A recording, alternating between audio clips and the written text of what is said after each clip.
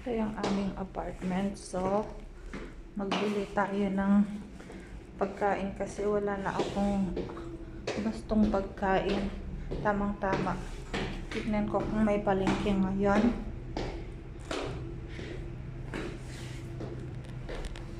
Nagbalik pala akong magpalit kasi nga naramdaman ko yung lamig.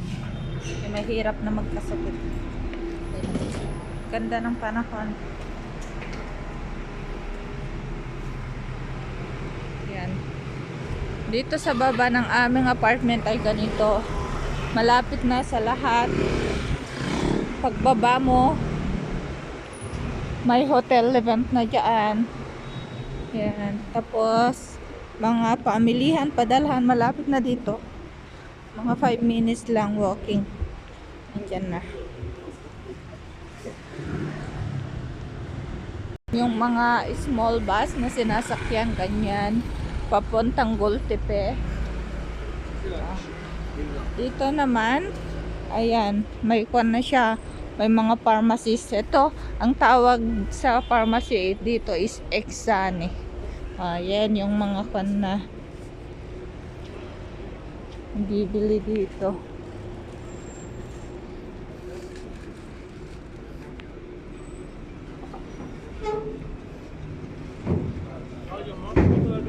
Malamig. So, dyan minsan ako, dyan ako namamalengke. Dyan sa may Osender. Dyan ako nagbibili ng mga, or kaya dito, Kanaat. Dyan ako.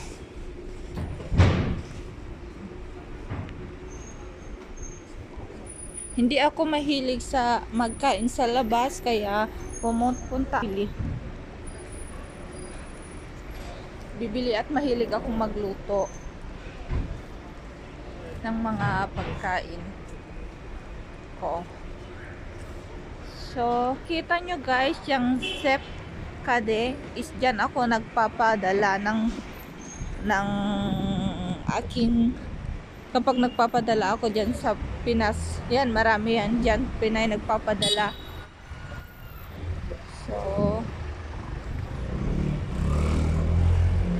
bihira ka lang kasi akong lumabas kay hindi ko, bukas ba yung kwan or ngayon yung palengke, hindi ko maalala.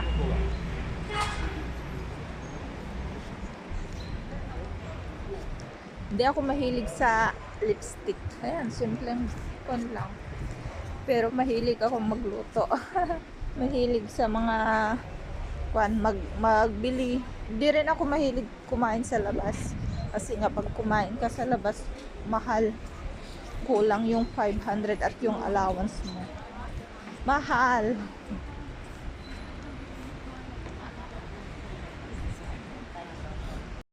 Yan, may mga sapatos. Hindi rin, minsan lang din ako magbili ng mga sapatos or damit kung importanteng bagay lang yun. Saka ako magbibili. Hindi rin ako mahilig sa makapunta-punta kung saang lugar or sumasama kung kani-kanino lang. Kapag day off ko talaga, dun talaga lang ako sa apartment. O, diba? Maraming mga gold din dito. Ayan, magkakatabi sila. Ayan, kung nakikita nyo doon sa parte doon, may Western Union, padalhan din yan. DHL.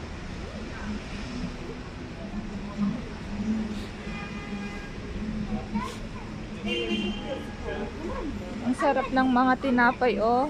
Ang gaganda. Tingnan nyo. Mga sweet, mga tinapay. Mamaya dadaan ako. Bibili ako. Yung mga gold. Magandang investment ang gold.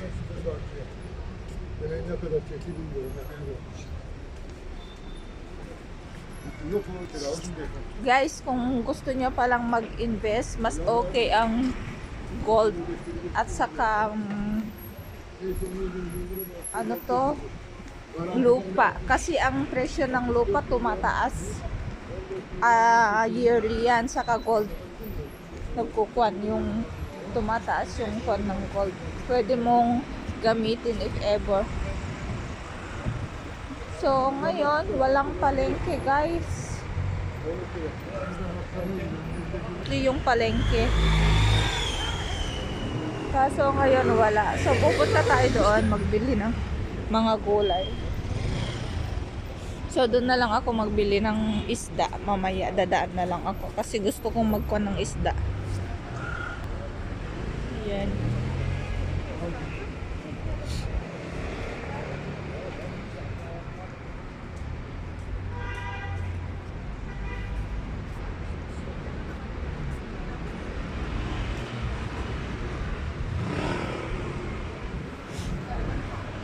May mga prutas sila. Ayan.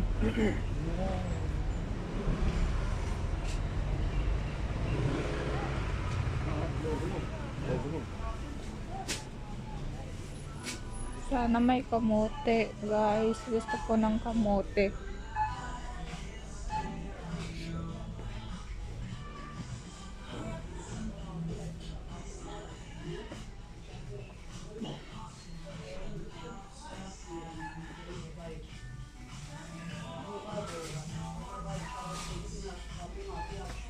May sotanghon pa pala ako doon.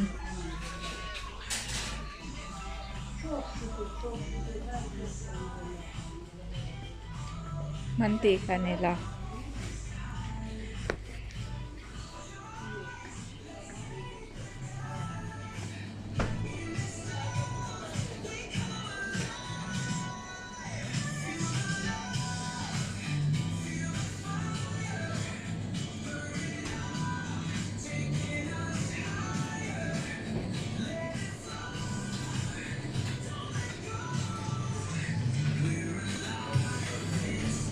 Mga iba't ibang uri ng cheese. Mahilig sila sa cheese.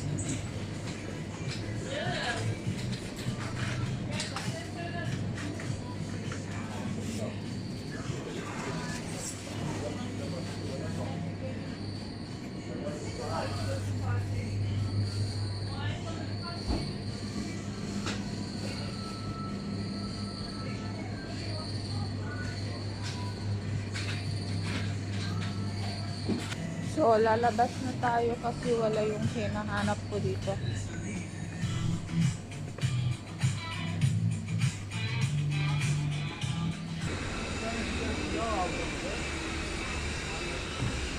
Diyan dati ako nagpapadala.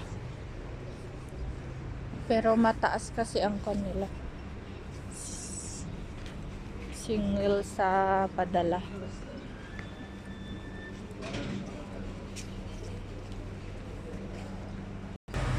Ganda ng mga bawang, oh.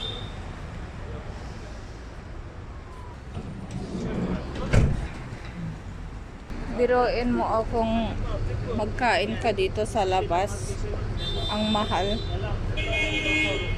Oh.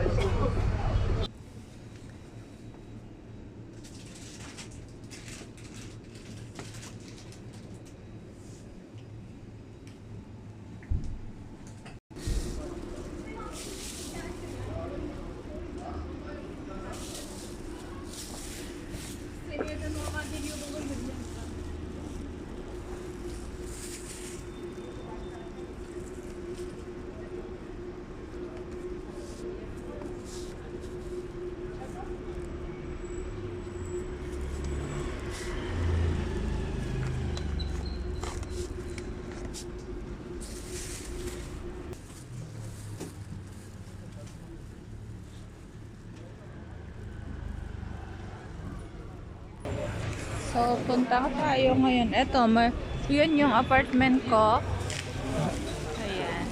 Ayan siya. So, dito na sa baba, dito may mga kainan na dito. And then, diyan magbili tayo ng isda kasi gusto kong magluto ng isda.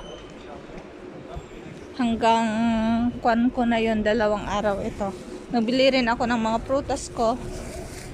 So, tignan natin mamaya kung magkano ang nagastos ko. Yan yung mga isda nila, guys. So, wow. May mga kwan sila.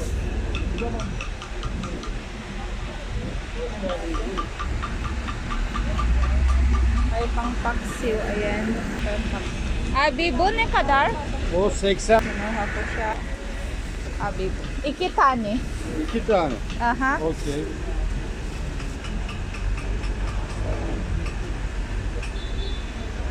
So, ayun guys, sa halagang 270 tele, nakabili ako ng hanggang ilang araw ko na yun na pagkain sa isda.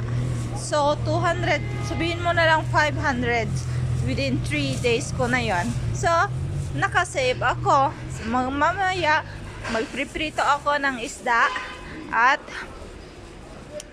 sasabawan ko yung ulo ng pink salmon. Papaksiw ko yun.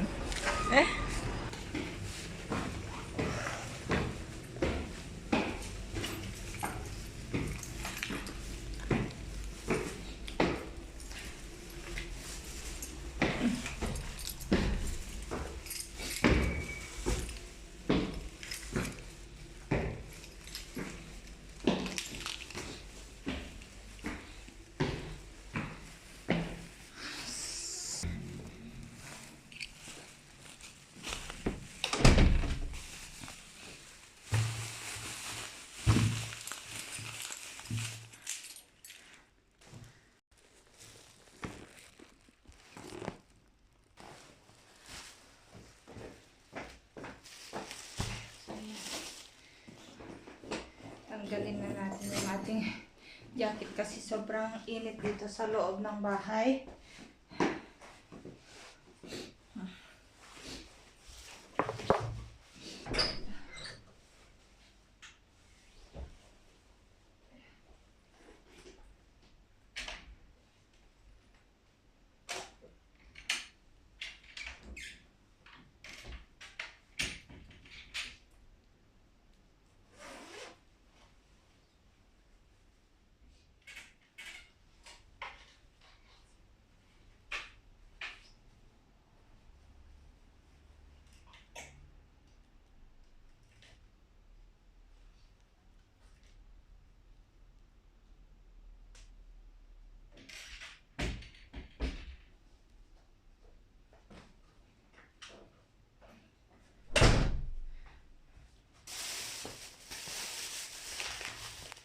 Nakabili na ako ng prutas ko.